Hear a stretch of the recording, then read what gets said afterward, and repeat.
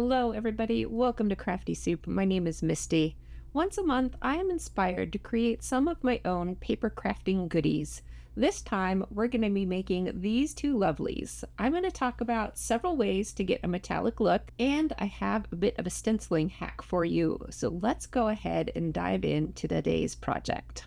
Here's a closer look at what we're working on today, and I want to show you how to get foiling with no foiling machine, no laminator, no toner, and we'll do that with a heat embossing technique. But first up, let's work on this magnifying glass. I want to break down my creation process into seeing shapes. And so when I'm looking at this magnifying glass, which I pre-made on my Cricut, I know that it's made up of various shapes. So the most obvious one there is circles. And if we nest two circle dies together, that will give us the rim outline. And you probably have a nesting set of dies already. The trickiest part to this project is making sure your dies are aligned so that they have a fairly even border. And so once I get it fairly even, and this will not be perfect, I have a tip for that as well, I'm going to go ahead and tape those in place. Now I'm going to run that through my die cutting machine, and I'm going to do it twice because I'm going to layer pieces together. Now here's my little tip. Go ahead and make a mark on your rings at what you would consider the top. I'm just using the side that has the biggest piece of tape on it as my top, and I will mark both of these rings, and when I go ahead and glue them together, if I mark up those dots, that's going to help alleviate any of that unevenness to the ring. Okay, once I have those two, I can take these rings apart and then cut a see-through layer. So I'm using vellum. You could use acetate or scrap packaging just to give it that glassy, shiny look. But of course, you can skip that step. And then the other shape we need for this project is a rectangle. Now the rectangle has a bit of a rounded end to it, and we'll get to that, but first let's make the basic rectangle.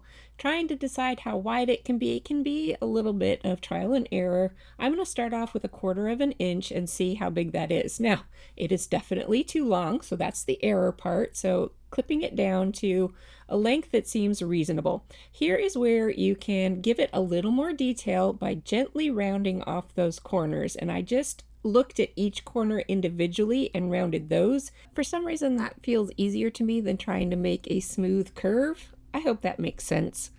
We'll add some more details in a moment, but let's go ahead and layer our pieces together. So this is the bottom layer, and I'm tapping off the extra glue so it doesn't squish out and leave residue on the vellum, because that will show through.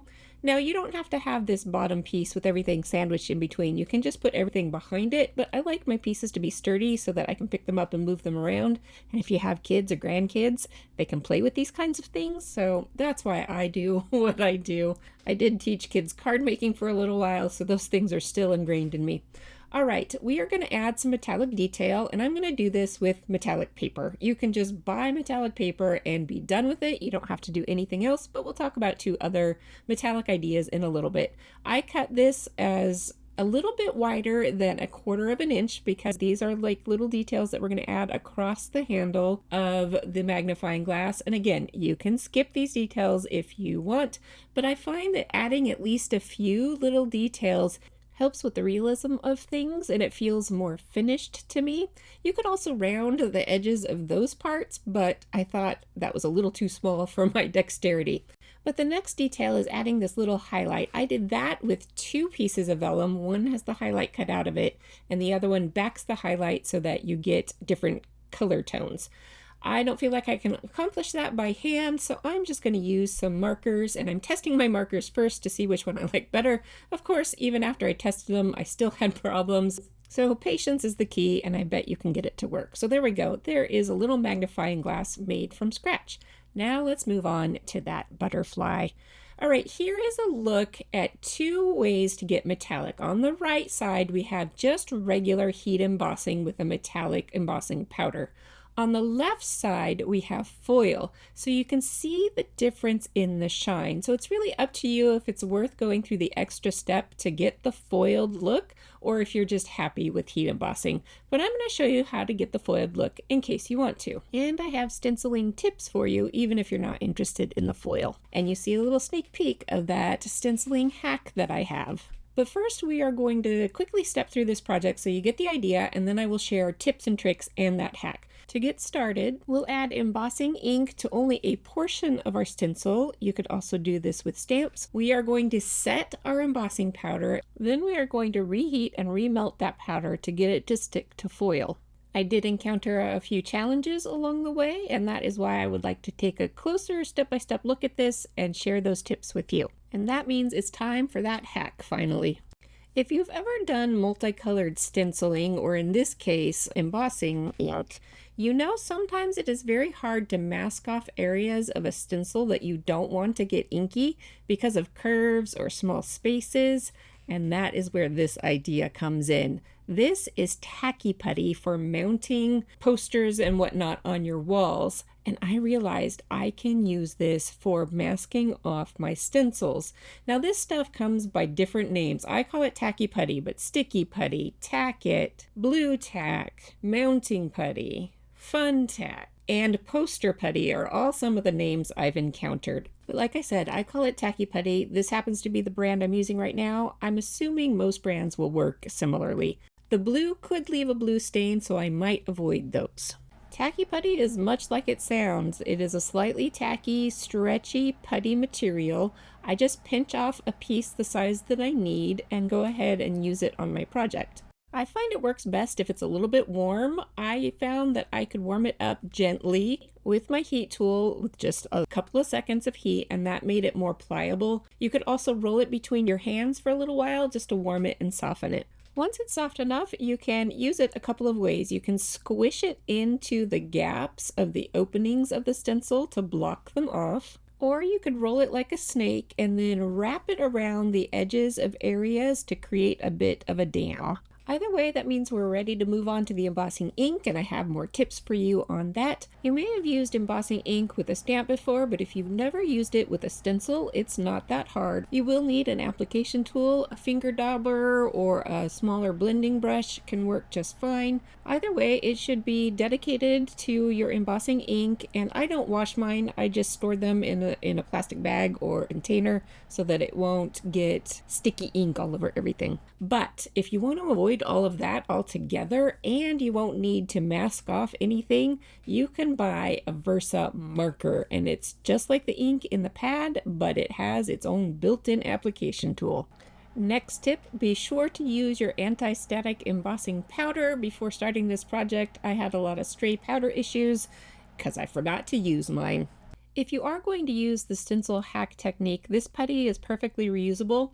But you do need to let whatever ink is on there dry, because if you reuse it when the ink is wet, it can leave stray ink and smudges on other parts of your project, and embossing ink does take longer to dry. Speaking of stray powder, my next tip is to do your foiling first, and that is because if you ink first, the ink retains a certain amount of moisture, and when you shake on your embossing powder, you will get stray embossing grains sticking to the ink. And as you can see here in this reveal, after I did this process, I have got a lot of speckles of foil everywhere. You may like this distressed look, but if you don't, you should foil first. Another benefit to doing your foiling or embossing first is that you can realign your stencil to do your inking very easily, because you can see where to line up the stencil, and you will not have to mask anything extra off. The foiling or embossing will naturally resist the ink, and you don't have to worry about masking that portion off. What's really nice about this particular foiling technique is that not only do you not need any kind of foiling machine, but also you can use any kind of foil. There are foils made for hot foiling machine, and there are foils made for toner and laminating techniques. With this, you can use whatever foil you have, including leftover scraps. Once your initial embossing is set, go ahead and cut your foil down to size, and then you're going to want to tape it in place.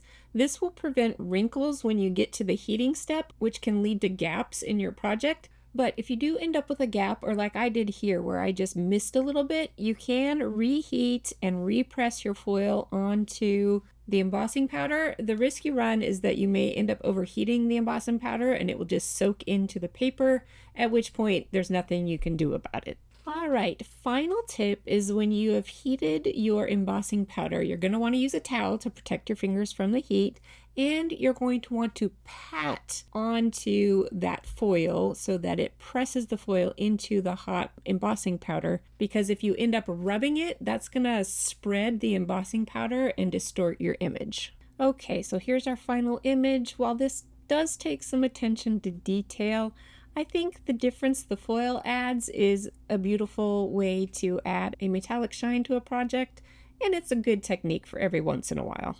All right, that wraps up my monthly makes video. If you want more inspiration like this, I will link you up down below to more of my makes videos. I will be back soon with more crafty videos for you, and until then, have an artful day.